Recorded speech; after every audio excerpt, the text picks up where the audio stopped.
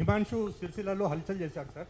So can we see in him the emergence of ఎందుకన్నా పాపం పిల్లగాని ఎందుకు చెడగొడతారన్న మీరు వదిలేండి. ఆయన ఏదో దేవుడి దర్శనానికి పోయినాడు, ఏం హల్చల్ చేశాడు పాపం.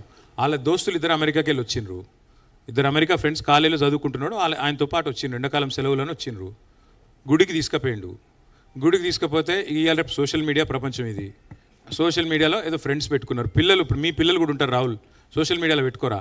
దానికి పాపం ఆయన ఎందుకు గుంజుతున్నారు ఇప్పుడు? ఇళ్ళకి వచ్చి నేనే బాధపడుతున్నాను ఇప్పుడు, ఆయన ఎందుకు మధ్యలో? కేటీఆర్ గారు 23 ఎన్నికల్లో జిహెచ్ఎంసీ అసెంబ్లీలో బాగా పర్ఫామ్ చేసింది బీఆర్ఎస్, కానీ రూరల్ తెలంగాణలో ఆ స్థాయిలో చేయలేకపోయింది.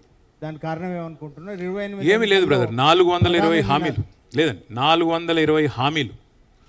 10,000 ఇస్తే 15,000 ఇస్తాం, తులం బంగారం ఇస్తాం అని చెప్పి అడ్డగోలు మాటలు ఏదైతే కాంగ్రెస్ చెప్పిందో దాన్ని కొన్ని చోట్ల ప్రజలు నమ్మారు, అంతకంటే ఏమీ లేదు. ప్రజలు నమ్మారు. ఇవాళ నమ్మిన వాళ్ళు బాధపడుతున్నారు, అయ్యో అనవసరంగా నమ్మాం వీళ్ళని. ఇప్పుడు చివరి గింజ దాకా ధాన్యం కొంటా అంటున్నాడు ముఖ్యమంత్రి.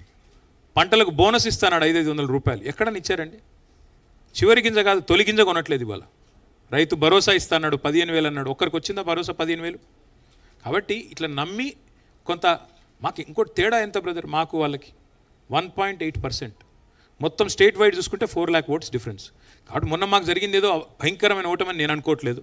119లో 39 గెలిచాం, 37% ఓటు తెచ్చుకున్నాం.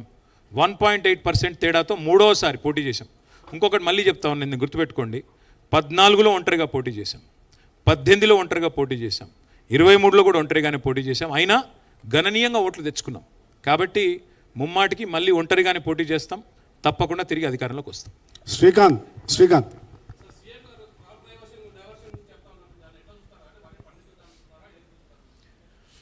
ఆయన ఏం చూస్తున్నాడో నాకే తెలియదు బ్రదర్. ఆయనకు మామూలుగా అయితే మిగతా డైవర్షన్ గేమ్లు బాగా ఆడతాడు ఆయన. క్రాప్ డైవర్షన్ గురించి రేవంత్ రెడ్డి గారి దగ్గర రైతులు నేర్చుకోవాల్సిన పరిస్థితి అని నేను అనుకోను. ఏమన్నా తుమ్మల నాగేశ్వరరావు గారు చెప్తే ఆయన రైతు, ఈయన రియల్ ఎస్టేట్ బ్రోకరు. ఇద్దరికి చాలా తేడా ఉంటుంది. రేవంత్ రెడ్డి గారు రైతుల గురించి మాట్లాడితే చాలా దరిద్రంగా ఉంటుంది. Basheer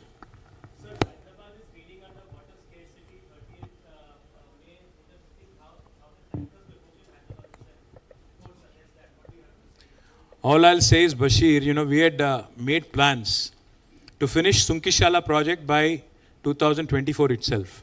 Unfortunately, this chief minister, who is also the municipal minister, even though a major incident has happened and hundreds of crores of public money was wasted by way of a retaining wall collapse, does not have the gall, does not have the courage to blacklist that contractor, even today, despite HMWSSB recommending it.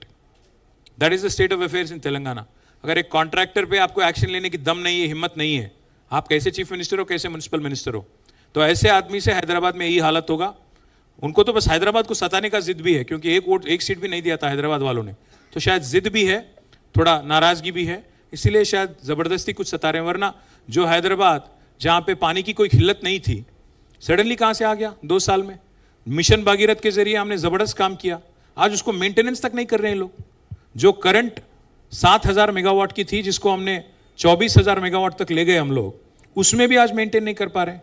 आज power cuts भी हो रहे हैं हैदराबाद में. यहाँ पे हैदराबाद में पानी की किल्लत, पावर कट.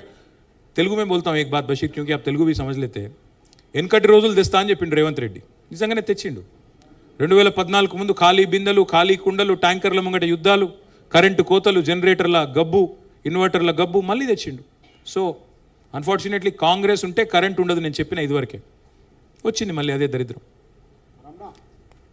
రమణ హాయ్.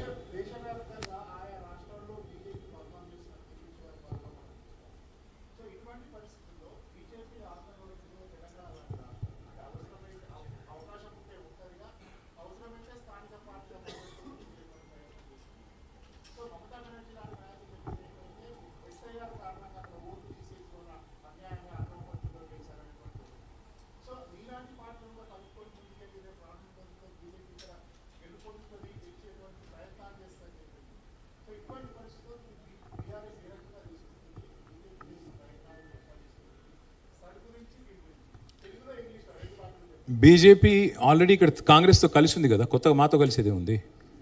నేను ఊరికే చెప్పట్లేదు రమణ, మీకు ఆశ్చర్యంగా అనిపించవచ్చు, కానీ చూడండి ఇక్కడ నడుస్తుంది జోడీ ప్రభుత్వం కదా. చూడండి, మొన్న కేంద్ర మంత్రి గారి కుమారుడు పాక్సో నిందితుడిగా ఉంటే 9 రోజులు ఎవరు కాపాడారండి ఆయనని? రేవంత్ రెడ్డి కాదా? రేవంత్ రెడ్డి ప్రభుత్వం కాదా? బ్రహ్మాండంగా ఒకరినొకరు కాపాడుకుంటూ